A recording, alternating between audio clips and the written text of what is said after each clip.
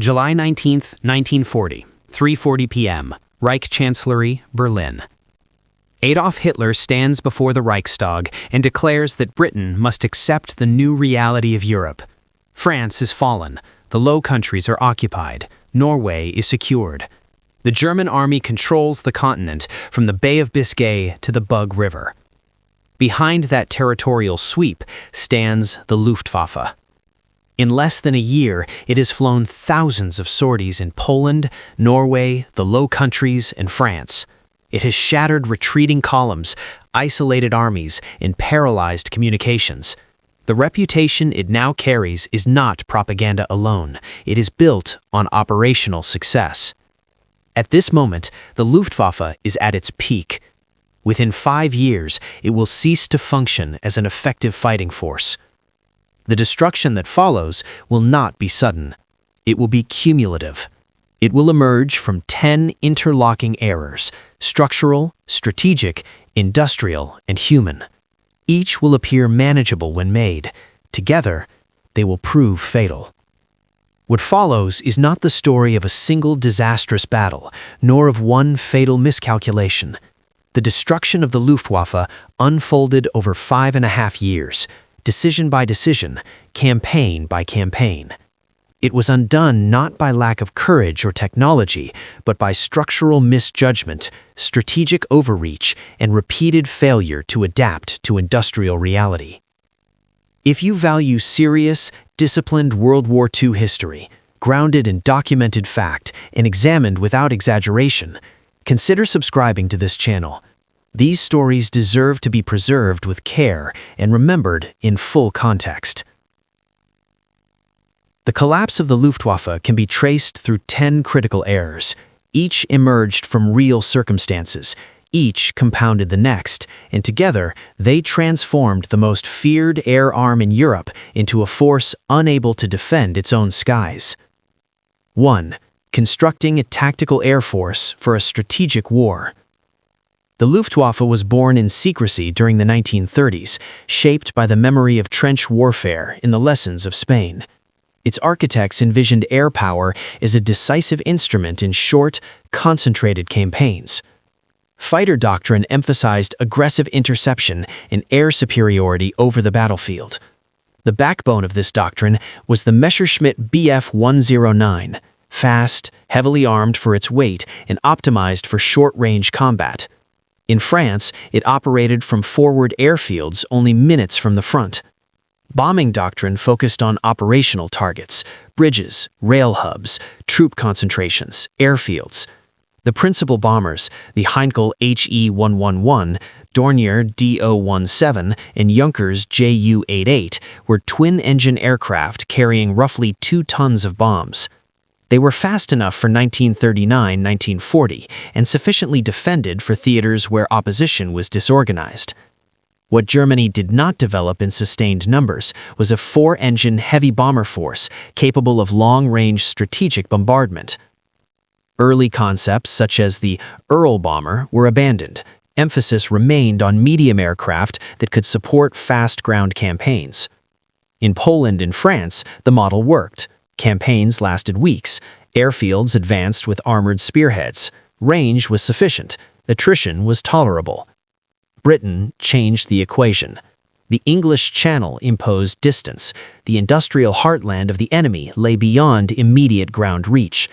The Luftwaffe, optimized for operational shock, was required to perform strategic coercion. The aircraft it possessed could not sustain that role under organized resistance.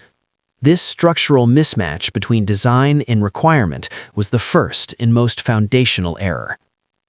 2. Misjudging the Battle of Britain. August 24, 1940, 2:15 p.m., above the Thames estuary. German bombers approach in tight formation. Fighter escorts weave above them. Radar stations along the English coast have already reported their approach. Sector control rooms plot vectors with measured calm. Air Chief Marshal Hugh Dowding had constructed a defensive system unlike any previously deployed. Radar detection fed centralized filtering. Information moved rapidly to group and sector stations. Squadrons were scrambled only when necessary, conserving strength. German intelligence underestimated this system. Reports suggested British fighter strength was nearly exhausted. In fact, British aircraft production was exceeding replacement needs, and damaged aircraft were often repaired within days. Losses during late August were heavy on both sides. Several RAF sector stations suffered repeated strikes. At this moment, Fighter Command was under real strain. Then came a decision that altered the campaign. On September 7th, after British aircraft bombed Berlin, Göring shifted the main effort from airfields to London. Docklands and urban centers became the focus. The operational pressure on RAF's operational system eased. Airfields recovered. Command networks stabilized. On September 15th, German formations encountered concentrated British interception and sustained heavy losses. The invasion plan, Operation Sea Lion, required air superiority. It was not achieved. By October, large-scale daylight operations diminished. The error was not simply the decision to bomb London, it was the failure to maintain concentrated pressure on the RAF's operational system at its moment of greatest vulnerability. Strategic impatience replaced operational focus. 3. Range and fuel limitations. The Bf-109, for all its performance, possessed limited endurance. From bases in northern France, it could remain over southern England for approximately 20 minutes before fuel required withdrawal. Bombers proceeding deeper inland often did so with diminishing escort protection. This limitation was known before the campaign began. It reflected pre-war design priorities that emphasized climb rate and speed over long-range escort capability. The twin-engine Messerschmitt Bf-110 was intended to provide extended escort. In practice, it proved vulnerable to single-engine British fighters. Range constraints translated directly into operational vulnerability. Fighter pilots could not loiter to defend bombers under sustained attack. Attrition increased. Engineering decisions made in 1936 to 1938 imposed tactical consequences in 1940. 4. Expanding the war before consolidating air superiority.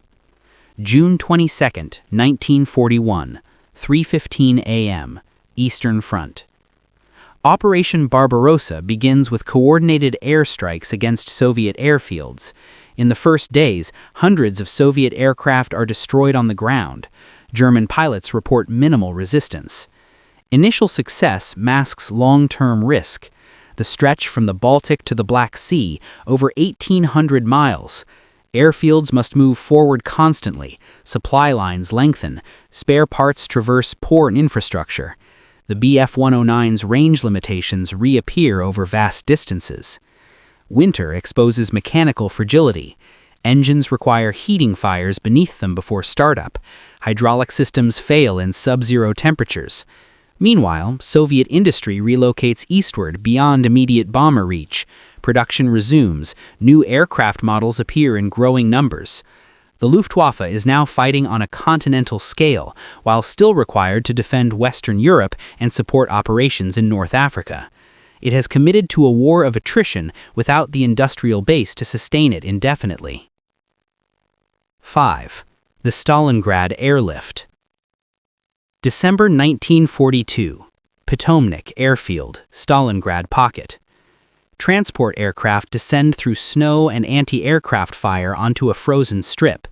The Sixth Army requires hundreds of tons of supplies daily. Göring has assured Hitler the Luftwaffe can deliver. Available lift capacity is insufficient. Weather reduces sortie rates. Soviet fighters contest airspace. Aircraft are lost at a pace that cannot be replaced quickly. The promised tonnage is never achieved. Fuel, ammunition, and food remain inadequate. The airlift becomes a symbol of overconfidence disconnected from logistical reality. By February 1943, the Sixth Army capitulates. The transport fleet has suffered grievous losses. The Luftwaffe's credibility is damaged. More critically, valuable aircraft and trained crews are gone. Strategic optimism had replaced operational calculation. 4. Failing to anticipate escorted strategic bombing. In 1943, American heavy bombers, the Boeing 17 Flying Fortress and consolidated B-24 Liberator, penetrate deeper into German territory. Initial unescorted raids incur heavy casualties but demonstrate industrial intent. German fighters intercept effectively at first. Losses among bombers are high. Then the United States deploys the North American P-51 Mustang with drop tanks. Escorts now accompany bombers to Berlin and back. German pilots must fight both bomber defensive fire and aggressive escorts. Attrition among experienced aircrew accelerates sharply in 1944. The Luftwaffe had not developed an equivalent long-range escort doctrine because it had not envisioned fighting a prolonged defensive air campaign over its own territory. It is forced into a reactive posture against a numerically and industrially superior enemy. 7. Inadequate protection of fuel infrastructure. By mid-1944, Allied bombing systematically targets synthetic fuel plants. Facilities at Luna and other complexes are struck repeatedly. Aviation fuel production declines steeply. Aircraft production remains significant, but fuel shortages ground many new machines. Training hours drop drastically. Replacement pilots receive minimal flight experience before entering combat. Air power without fuel is inert. Industrial vulnerability translates directly into operational paralysis. The Luftwaffe cannot defend both its airspace and its refineries effectively under sustained assault. 8. Declining pilot quality. In 1940, German fighter pilots often entered combat with over 200 hours of flight training. By late 1944, many replacements have barely half that. Veteran pilots are lost in increasing numbers during the defense of the Reich. Unit cohesion deteriorates. Tactical skill disparities widen. An air force can replace aircraft more rapidly than it can replace experience. The erosion of pilot quality accelerates decline. 9. Late introduction of advanced technology. The Messerschmitt Me-262 represents a technological leap. Its speed exceeds 500 miles per hour. Armed with 30mm cannon, it can destroy heavy bombers with brief bursts. Yet its introduction is delayed by production bottlenecks, fuel shortages, and leadership disputes over its intended role. Numbers remain insufficient to alter strategic balance. Technology introduced too late and in too few quantities cannot reverse systemic disadvantage. 10. Strategic overreach against industrial superpowers.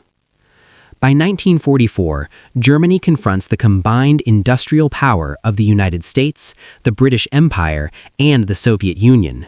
Aircraft production in the United States alone dwarfs German output. Soviet factories beyond the Urals operate beyond immediate threat. The Luftwaffe must defend shrinking territory under continuous bombardment while still supporting collapsing ground fronts. Its original doctrine assumed decisive short wars. Instead, it faces a prolonged industrial confrontation against multiple major powers. The structural imbalance becomes insurmountable. April 25, 1945. Tempelhof Airfield, Berlin. Scattered aircraft sit unused. Fuel reserves are nearly exhausted. Many remaining pilots are teenagers drawn from abbreviated training programs. Allied aircraft operate overhead with little opposition. The Luftwaffe's destruction was not a single event.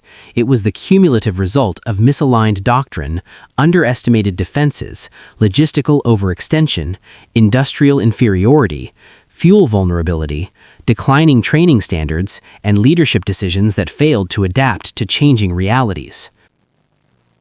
From the confident formations rising over Cherbourg in 1940 to the grounded aircraft outside Berlin in 1945, the trajectory is clear. Air power requires more than advanced machines and skilled pilots. It demands sustainable industry, protected infrastructure, realistic strategy, and disciplined leadership. When those foundations weaken, operational brilliance cannot compensate. The Luftwaffe's story remains preserved in archives, production records, and the cemeteries of airmen across Europe and Russia. To study its rise and fall is to understand how strategic miscalculation, repeated over time, reshapes the course of war. History does not require embellishment. The record is sufficient.